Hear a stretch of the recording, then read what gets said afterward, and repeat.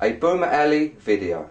Okay, Boomers, it's time for us to talk about marriage. Like a lot of you, I reacted predictably when I heard about John Edwards' extramarital affair. I thought immediately, really? With who? Is she hot? Okay, but I just thought that for a second, because I'm a guy. But then right away, I got up upon the already crowded moral high horse, and I was outraged. People were shocked. Not only had he lied to his wife, he had lied to us with a straight face. A politician had lied to us. Can you imagine such a thing? Okay, understand, I am not condoning what he did. But as John Edwards pointed out, he is not the first man to have strayed. Heck, he's not the first presidential candidate to have strayed. He's not the first presidential candidate this year to have strayed.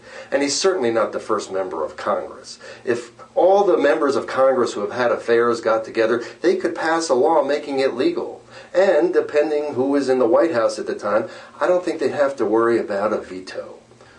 Look, people have affairs. According to statistics, it's about 25% of all married men. It's about the same percentage of women.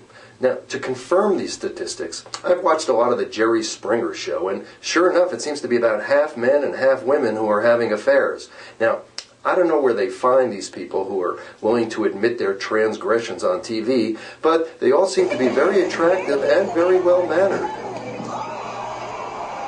The reason I'm bringing this up, like the Edwards, a lot of us boomers are getting to a tricky point in our marriage. We've been married for a number of years. Maybe the sex is getting a little predictable. Kids are moving out of the house. Maybe you're having a little bit of a midlife crisis. You just got passed over as the new CEO of the company. Probably because after 25 years, you're still just the assistant manager of the housewares department. And now they've hired this new cutie over in the hardware department, and she started making Google eyes at you across the lunchroom. What do? You're torn. On one shoulder, you've got your good goofy going, "Resist the temptation, this is a sin." On the other shoulder, you've got your bad goofy going, "Don't be a sap, go for it. This woman works in hardware." Finally, a woman who may understand, that secret thing that you do at home with your drill press. And, if you're a guy, you may even have a third goofy who's somewhere other than on your shoulders, who's constantly agreeing with the bad goofy. So what do? Run out, rent a copy of Fatal Attraction, and get scared. Go on YouTube, watch John Edwards have to eat a Cheesecake Factory-sized piece of humble pie. Be strong, do the right thing. Okay, and now here comes the really tough part. So what do if you find out that your husband or your wife has had an affair? People are amazed that there are couples who manage to stay together and work through this kind of thing.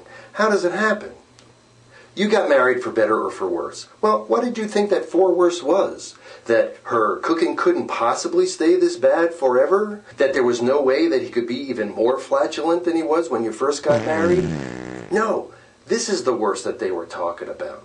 In the ancient times when people got married, they used to ask, and do you take this woman for better or for, if after a few years she starts screwing around and breaks your heart? I do? They had to change it. It was killing business. So, after intense lobbying from ancient wedding planners, they changed it to just for better or for worse.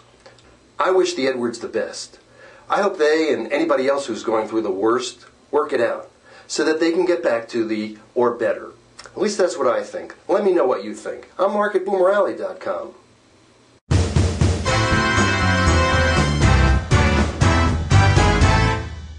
It's Boomer Alley, love.